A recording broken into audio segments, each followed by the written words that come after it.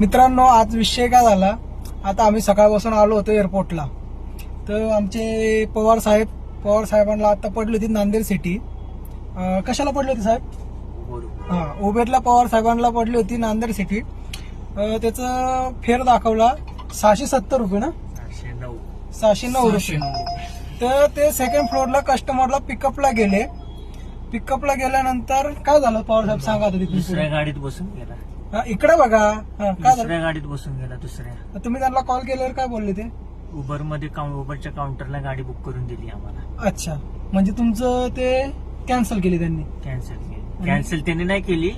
उबरच्या खाली तो हाय जो बसलाय त्याने अच्छा, त्यांच्याच माणसाने कॅन्सल करून दिली. वरून काय सांगितलं तुम्हाला काय करायचं ते? काय ते कस्टमर काय बोलला? मी तो आ गया. तो म्हटला गेला, मी दुसऱ्या गाडीत बसून गेलो मी. अच्छा, तर असं आहे. तर मला सांगा, आता धंदा कसा करणार लोक? सकाळपासून एअरपोर्टला येता.